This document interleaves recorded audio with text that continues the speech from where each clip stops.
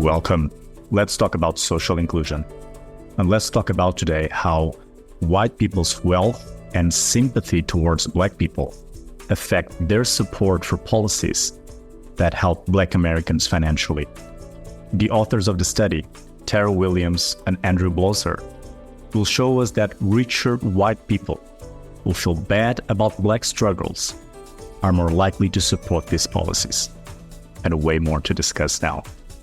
Rodrigo Silva, as always, let's talk about social inclusion. Tarah, Andrew, welcome to our episode. Thanks for having me.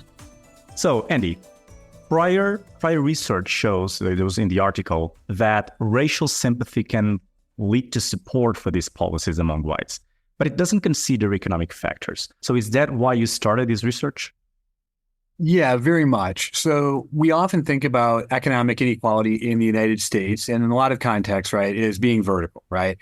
The rich have more, everyone else, especially lower income people, have less, right? But we were invited to do a special issue of social inclusion that encouraged us to think about horizontal inequality, or the inequalities that exist across groups.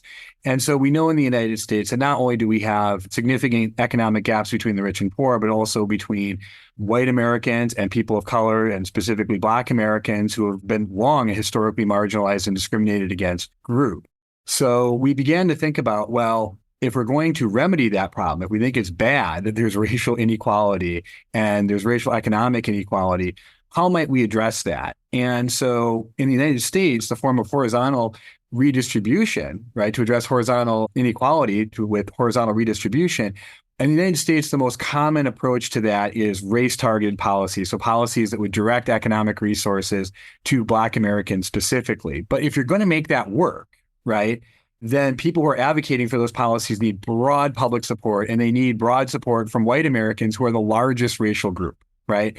And so there's some emerging research, right, from Jennifer Chudy doing some really path-breaking work on this concept of racial sympathy, which suggests that if you want white Americans to support policies that benefit Black Americans, it really helps if they are concerned about the struggles and the challenges that Black Americans face.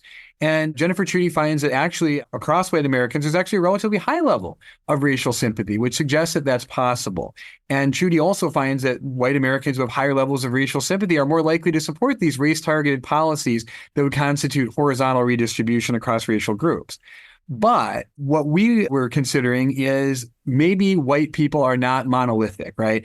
White folks' economic circumstances vary pretty considerably. We have wealthy white Americans. We have middle income white Americans. We have working class and lower income white Americans. And so just thinking about white Americans doesn't give us enough information to know if racial sympathy will translate into support for Black Americans when white Americans get no direct benefit from those policies. They'd be supporting them only because they're directly concerned about Black Americans and think that policies are needed to address those specific concerns. So for wealthier white Americans, that might be a green light. If they're racially sympathetic, they'll support those policies.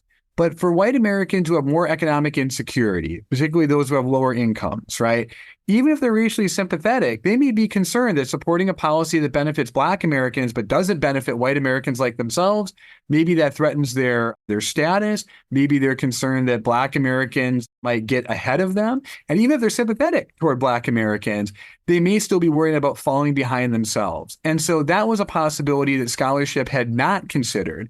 And so we conceived of our study as a way of saying, well, maybe relative economic position matters among white people, and maybe that's something with real political consequences. So that's what we sought out to investigate in this study. And you jumped right into it. You observed this non-monolithic group of white people and their attitudes and economic position. Tarah, what are the main findings of this study? So what would you highlight? I think there's a couple of things that I want to sort of emphasize. When we looked at this, we used some nationally representative survey data from 2013, which maybe we'll talk a little bit more about later. But the goal was to find something that can allow us to analyze racial sympathy and also to think about economic position. And so economic position, we use a measure of income, as I think Andrew just referred to, in our study, and basically try and see whether or not racial sympathy is predictive of people's support for these race-targeted policies. In particular, we're focused on government support for Black businesses, government support for Black schools, government support for Black scholarships, and affirmative action as our sort of primary outcomes.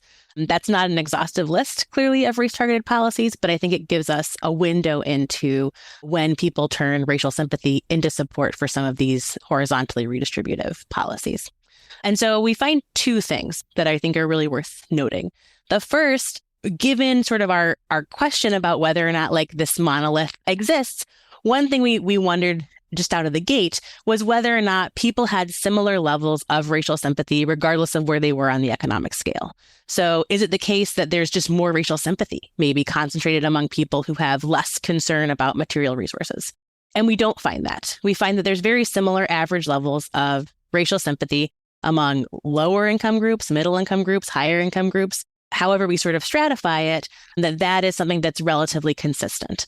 And that it's higher than the midpoint of our scale, so that there's like a decent reservoir of this racial sympathy that is available.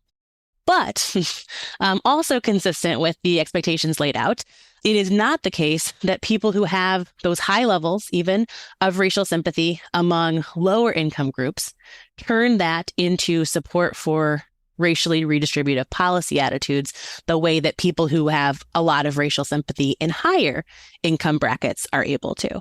And so we think this is important because it suggests, first of all, that there's just not a simple relationship.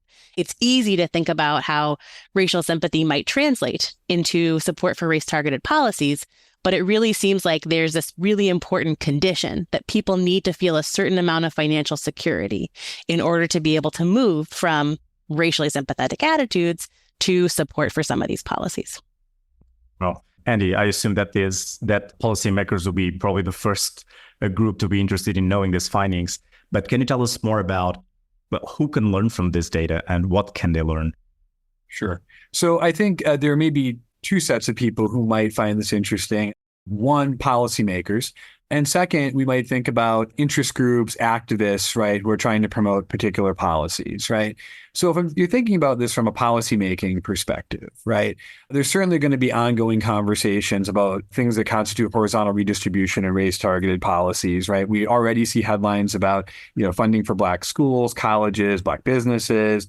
There's even been conversations in recent presidential election cycles about reparations, right?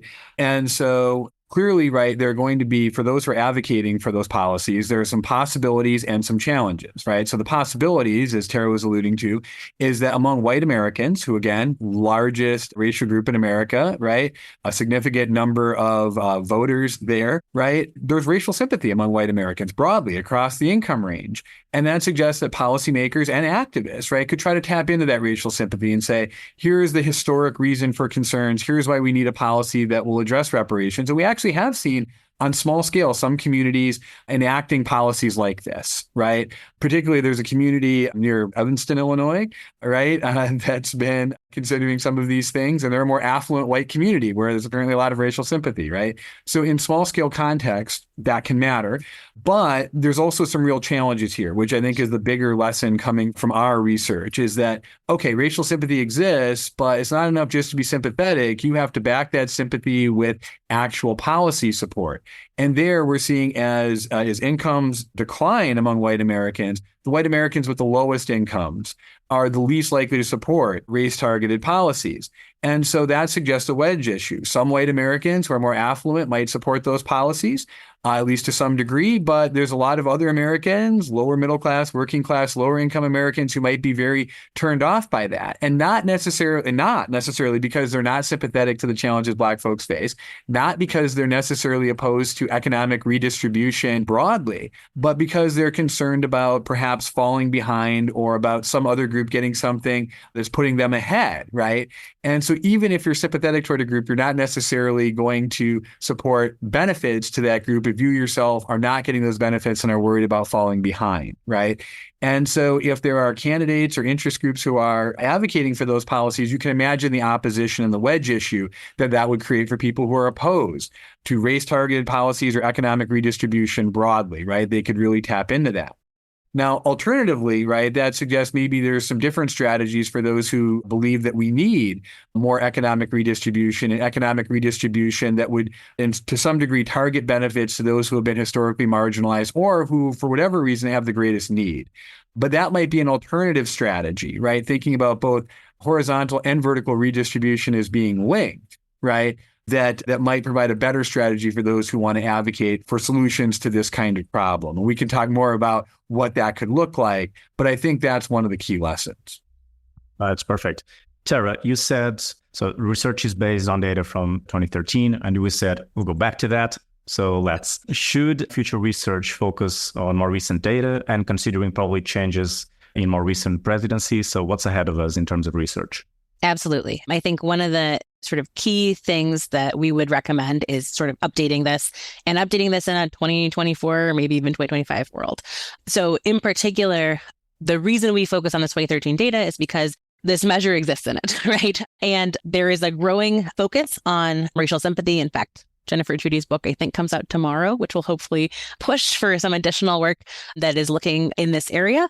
But I think one of the reasons why it's so important to update it, there's a couple of things that happen simultaneously. One, the sort of national discourse and landscape in the United States has changed dramatically since 2013. The way that we're talking about race now is distinct.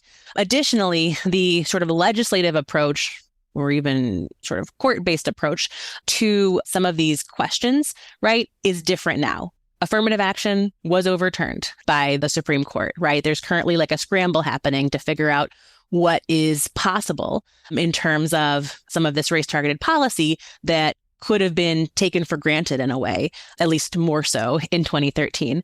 We also have at the state level, and there's certainly pushes nationally in the US here, to try and eliminate various kinds of sort of protections, focuses on various kinds of policy that would specifically benefit people coming from diverse backgrounds.